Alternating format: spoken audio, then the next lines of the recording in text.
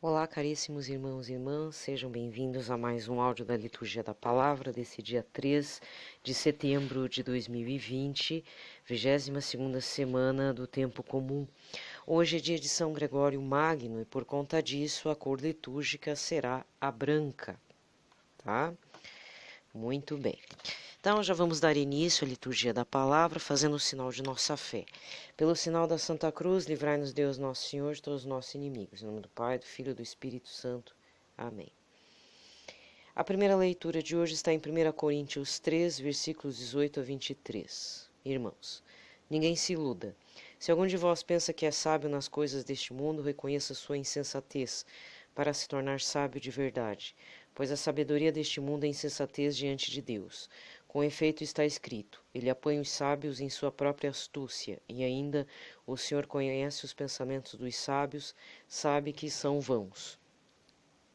Portanto, que ninguém ponha sua glória em homem algum, com efeito tudo vos pertence, Paulo, Apolo, Cefas, o mundo, a vida, a morte, o presente, o futuro, tudo é vosso, mas vós sois de Cristo e Cristo é de Deus. Palavra do Senhor.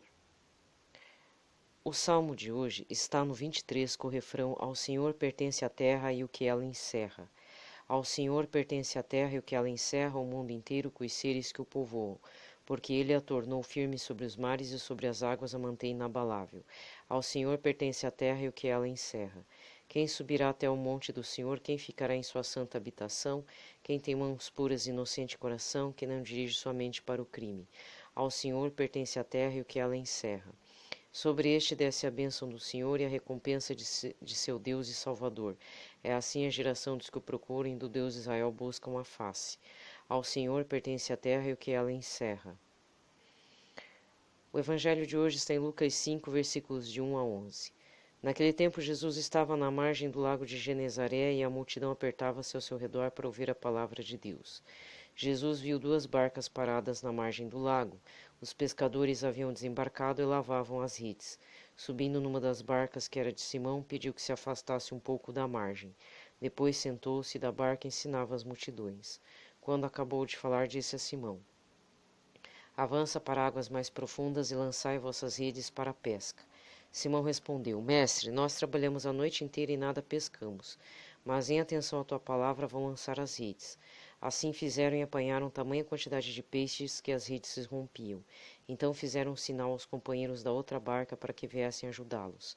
Eles vieram e encheram as duas barcas a ponto de quase afundarem. Ao ver aquilo, Simão Pedro atirou-se aos pés de Jesus, dizendo: Senhor, afasta-te de mim, porque sou um pecador. É que o espanto se apoderara de Simão e de todos seus companheiros por causa da pesca que acabavam de fazer. Tiago e João, filhos de Zebedeu, que eram sócios de Simão, também ficaram espantados. Jesus, porém, disse a Simão: Não tenhais medo. De hoje em diante tu serás pescador de homens. Então levaram as barcas para a margem, deixaram tudo e seguiram a Jesus. Palavra da salvação. Aqui termina a liturgia da palavra e eu vou fazer um apontamento. Bom, primeira coisa, retomando. Para a Igreja do Brasil, diante das orientações da CNBB, estamos no mês da Bíblia, com o tema de Deuteronômio, capítulo 15, versículo 11. Eu não vou falar aqui, vou pedir que você abra a sua Bíblia e leia esse versículo.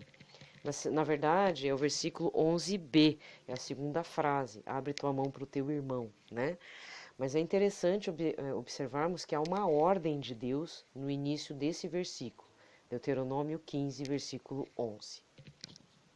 Segundo ponto, o tema de oração do Papa Francisco para este mês de setembro, que você pode estar conferindo no site Rede Mundial de Oração do Papa.pt, sem tio, sem cedilha. Para o mês de setembro é o uso regrado dos recursos da terra.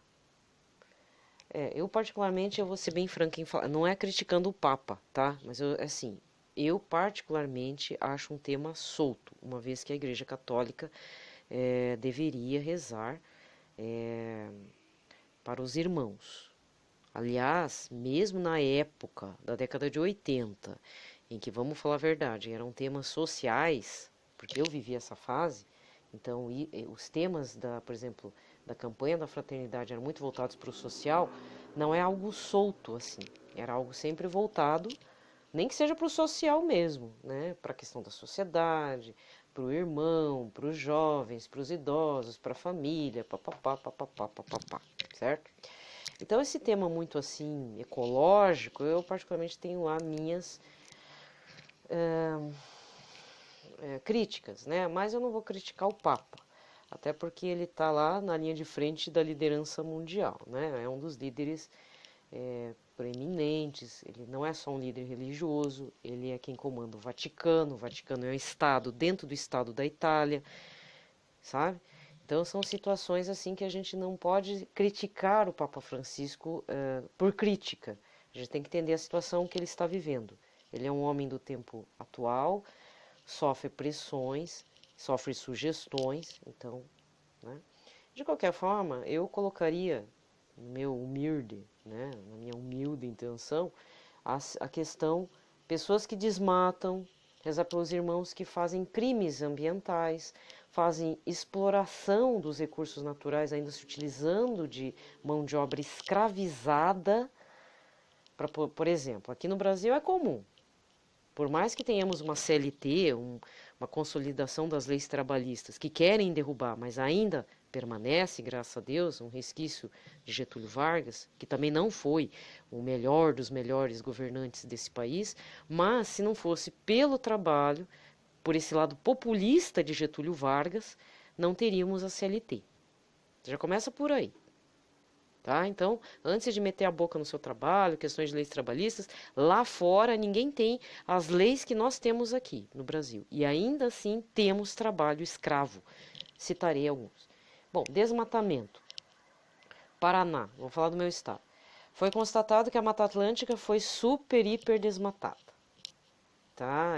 Comparado com as outras regiões do Brasil. Uma tristeza. Por que esse desmatamento, né? Bom, as tribos indígenas pegaram coronavírus, muitos índios estão morrendo. Os índios já são fraquinhos com relação à gripe. Lembro muito bem quando era criança, toda vez descobriam lá umas tribos indígenas isoladas, né? Só 30 anos atrás ainda era possível. E os brancos entravam em contato, o que acontecia? Os índios pegavam a gripe comum, morriam, não tinham resistência. Então imagina o coronavírus. Aí tem a exploração, por exemplo, de piaçaba.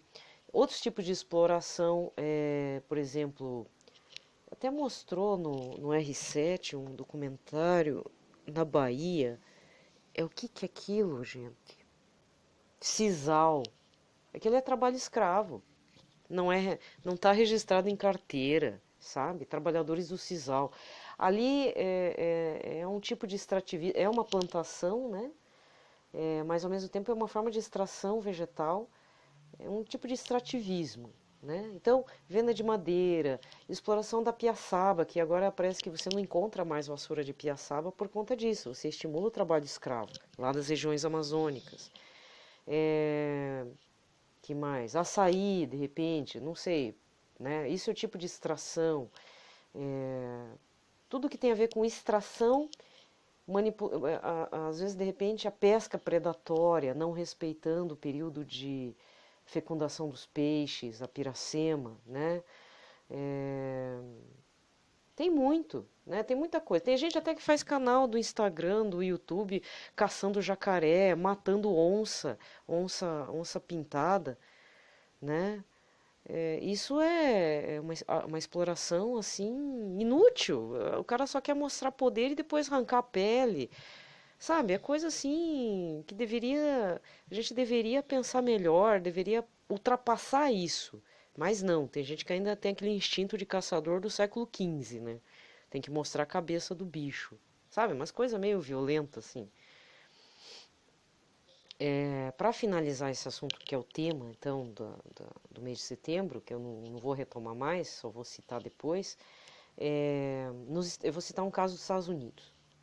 Quando os colonizadores os colonizadores europeus, né, que foram para a América do Norte, eles viram que havia manadas e manadas do bisão norte-americano. Você sabe o que é o bisão, né?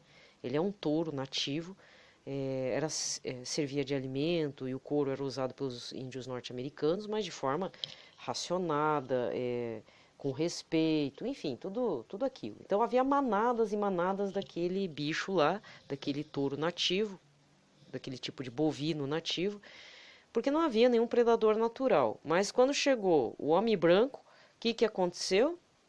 Uma devastação dessa espécie nativa. Tanto é que o bisão norte-americano está em risco de extinção mesmo. Por quê? Quando matavam toneladas de animais. Arrobas e arrobas de bicho. Para quê? Para venda de pele, gordura, carne. Foi um massacre desses animais, que povoavam toda uma região ali dos Estados Unidos da América. Então, se você quiser, pesquise lá. Então, é isso que eu penso, no caso, colocar em oração. Além da extinção das espécies, é o uso indiscriminado e lucrativo e criminoso de poucas pessoas e ainda escravizando outras pessoas nesse sentido. Então, eu prefiro pensar além do tema que o Papa Francisco está sugerindo, certo? Então, rezar para a conversão dessas pessoas criminosas, né, que já tem recursos e precisa, para se sentir um pouco melhor, tem que escravizar e destruir o meio ambiente, os recursos naturais.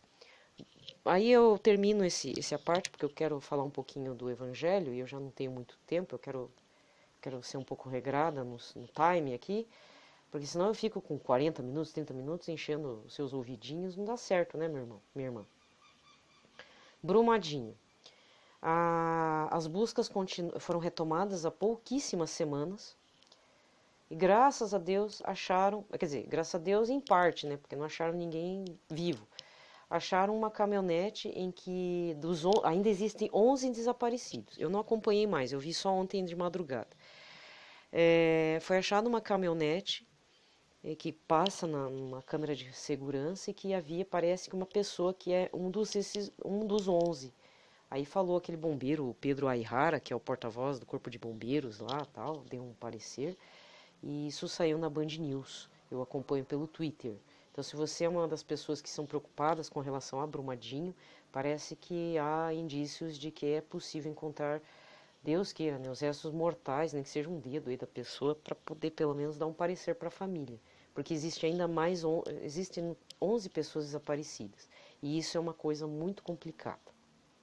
Tá? Então, esse também é um exemplo. Abuso dos recursos naturais, né? Vai explorar minério, estoura o negócio e acabou com a cidade, né, gente? E acabou com várias famílias. Isso acho que foi pior que o coronavírus. Bem, vou falar agora do Evangelho, até por conta que é o que me chamou a atenção. A primeira leitura de hoje faz referência à primeira leitura de ontem, então eu sugiro que você tenha em mãos o aplicativo da Canção Nova, o aplicativo do Padre Reginaldo Manzotti, da Associação Evangelizar é Preciso, que agora tem tem liturgia diária. Eu ainda não fiz ainda o teste, eu tenho que baixar de novo esse aplicativo. Eu tinha, depois desinstalei. Eu preciso ver como é que é a interface, né, do aplicativo, mas já tem liturgia diária lá. Eu gosto do aplicativo da Canção Nova porque dá para fazer um vai e volta assim durante uma semana, assim, de diferença, né? Então, existe uma rixa aí lá em Corinto, é para você entender. Então, a leitura de hoje, se você não me ouviu ontem, não precisa me ouvir, mas para você entender a primeira leitura de hoje, você tem que retomar a primeira leitura de ontem. O Evangelho é a mesma coisa. O Evangelho, sutilmente, a de hoje, do dia 2, ele faz uma breve referência do Evangelho do dia 1º. Né? Jesus está com Pedro hoje, né? E ontem ele curou a sogra de Pedro. Então, Jesus está fazendo sua caminhada, né? Curando, ensinando, rezando. Tá? Então, esse é um ponto. Aí, por último, eu gostaria de dizer aqui como fazer estudo bíblico se você não tem muito tempo ou não está conseguindo, por exemplo, a sugestão da CNBB, ler o Deuteronômio em família, em grupo, de trabalho, pastoral, não importa. Agora dá para fazer online, né? Deuteronômio eu acho assim um pouco substancioso demais, assim. Então, mas você quer estudar, vamos supor, você quer se motivar a estudar a Bíblia. Eu sugiro, eu fiz um passo pessoal. Eu tive que adotar isso há um tempo atrás e é o que me mantém ativa, né? E não se preocupe se as leituras vão repetindo. Vai chegar uma hora que cansa um pouco, mas depois a própria graça de Deus vai se infundir em vocês, graças a Deus, se você pedir, lógico. Meditar e ruminar, como diz Monsenhor Jonas Abib na palavra. De repente, aquela leitura vai abrir uma outra chave. Você vai ter uma outra visão de uma leitura que você fez há 2 anos atrás, porque o ano A, ano B, ano C, ele repete, né? Você já deve ter acompanhado isso. Todos os padres, graças a Deus, nas homilias têm falado. Uma hora você vai topar com uma certa leitura, essa mesmo que a gente leu hoje, por exemplo. Mas lá para frente, não muito tempo, você vai observar alguma coisa diferente. É a graça de Deus que faz a efusão e nos abre os olhos não carnais, não racionais, mas os olhos da alma. Então não desista de estudar. Então uma das formas que eu gostaria de deixar indicado aqui, não precisa fazer assim, faça do jeito que você quiser. Eu sempre fazia, não faço mais, é minha culpa, né? Eu tenho que fazer o meia culpa aqui. Você pode fazer a leitura a partir da leitura diária. Então você faz a primeira leitura, o Salmo e o Evangelho. A partir do método do Monsenhor Jonas Abib, a Bíblia do meu dia a dia e a leitura ou a leitura orante, que todo mundo fala, mas pouca gente explica, né? Eu tenho observado isso também, isso é bem complicado. As pessoas falam, faça leitura orante, faça leitura orante. Então, eu já falei, livro do Monsenhor Jonas Abib, você, por favor, providencia lá para você ver se vale a pena ou não. Eu acho que é importante fazer o teste, tá? Mas, com relação a algum material escrito e passos da leitura orante, eu indico, então, o livro da Arquidiocese de Curitiba, feito pelo nosso arcebispo aqui, Dom José Antônio Peruso. Passos da leitura orante. Você tem que entrar lá na página da Arquidiocese de Curitiba, na parte da livraria, veja, se você é fora, né, de Curitiba, Paraná, tudo, etc., por favor, veja como é que você faz a compra. Se não tiver lá disponível, entre em contato pelo e-mail, tá? Ele é uma publicação de 2016, feita pela editora Arquidiocesana de Curitiba. Vocês não vão acreditar, ele é bem barato. Então você não precisa comprar mais. E você distribui para o seu grupo de jovens. Ele é super fininho, tá? Ele, deixa eu ver, tem 16 páginas, tem até cantos, tem sugestões de leitura. Ele é extremamente prático, são 6 passos assim, são 8 capítulos, mas assim, sabe, é bem facinho, você não pode, vamos supor, você não gosta de ler, isso aqui não é desculpa, entendeu? É uma forma de você estudar a Bíblia. Isso é uma das formas. Eu me utilizo dela, mas principalmente a minha base é a Bíblia do meu dia a dia. Por quê? Porque lá ele faz... Monsenhor Jonas Abib pede para estarmos observando os verbos. Isso eu posso falar para vocês. Porque na Bíblia existem muitos verbos. Ordens, Deus pede para fazer, manda mesmo. Existem promessas, então aos poucos você vai engrenando. Demora um pouquinho? Demora. Riscar a Bíblia, sugiro que risque. Se não, adquira aquele material que eu sempre falei, Deus Conosco Dia a Dia, ou Liturgia Diária da Editora Paulus, que é periódicos mensais com a Liturgia da Palavra. É um gasto a mais, mas de repente você não está gastando com mais nada. Compra um marca-textos coloridos, que tem verde, cor-de-rosa, vermelho, azul e tal. Tenha esse material ou canetas coloridas. Nem que seja aquele da Bic de 4 cores, que é vermelho, azul, preto. Né? E verde. São as cores básicas que você precisa, porque aí você vai adotando para a sua chave de leitura. No livro do Monsenhor Jonas fala quais são as cores que você pode estar utilizando também, para fazer as indicações. Tá? Vou encerrar por aqui. Gente, desejo a todos uma ótima...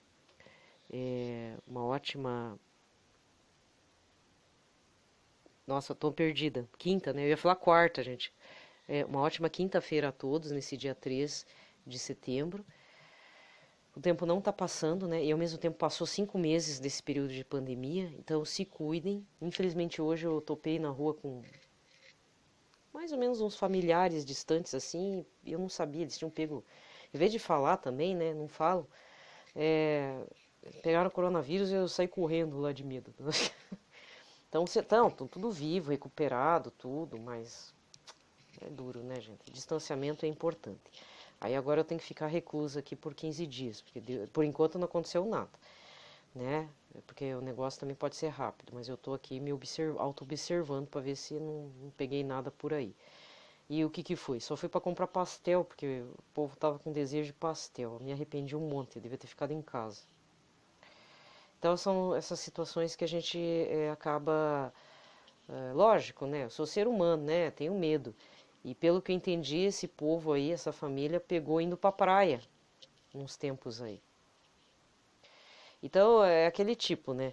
Existem dois tipos de pessoas, aquelas que estão com medo, que estão fazendo reclusão mesmo, distanciamento social total, e tem um povo que não tá nem aí, né?